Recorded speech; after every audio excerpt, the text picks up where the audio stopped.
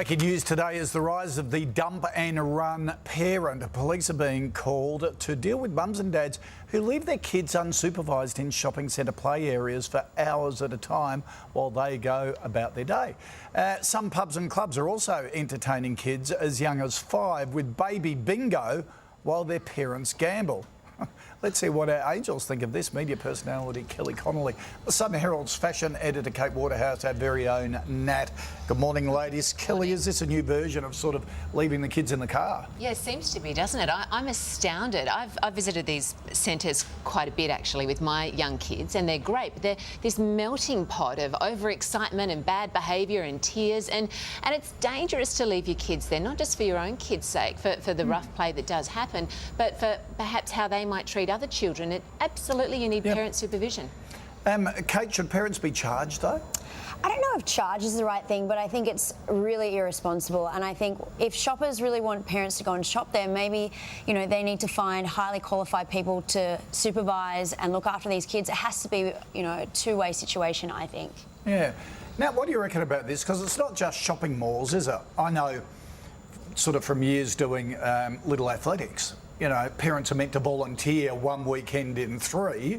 Virtually none of them do. They just dump their kids there as a babysitting service. It's it's a lot of different things. That is a great idea. I hadn't thought of that. No. I used to get out in the street with a loud haggle saying, this is not a babysitting service, come and do your bit. And that's fine if you've got one child or 2 children and 2 parents, but on some weekends you have to split, as you would know, you know, especially when they're close together and you've got Margaret and Barbara on the phone and you're sort of ringing around trying to sort of split them up, and they won't all be supervised, and the same happens at nippers and other things.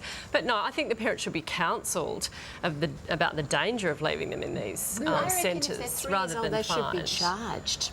Oh. Yeah, I just think probably if someone's doing that, they've got other issues in their family, and there might be a reason, and I think just pulling them aside and maybe talking to them about it would be a better idea. Just quickly moving on, and we've been talking about Warnie's running with a cyclist, and we're asking, should we introduce compulsory rego for bikes?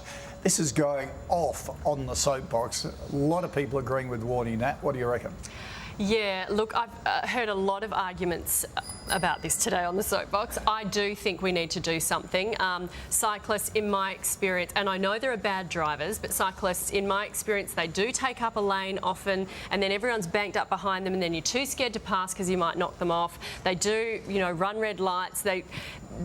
A few of them are obviously giving the others a bad name. So we need to do something to solve it. What about rego, Kelly, and licence plates? So if you come across a bad biker, like you do with a car driver, top them in. Yeah, I disagree entirely. I hate this over-regulation. I mean, for the sake of a few bad cyclists, what we're going to...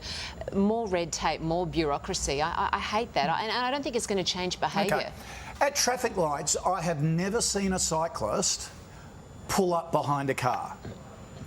They all lane share. They go between the cars to the front. That's illegal. Virtually every cyclist does it, breaks the law. That's the one thing that annoys drivers. Yeah. So why shouldn't we crack down? Well, I agree with you, but where do you draw the line? I mean, so me taking the kids for a ride on our bike, we're all going to have licence plates, you know. That's a point. I think it really discourages them, and I think we should really encourage cyclists to get out there. If you have to go and pay yet another bill to go get registration, you know, we already have enough fines, we have enough bills with everything else. It's something that should be enjoyed by everyone. Well, motorcyclists have to pay double. They pay for their car and their motorbike. Yeah, but it's a vehicle. Yeah. I don't know. Okay, good points, ladies. Thank you for that. Thanks. Keep your opinions coming on that matter.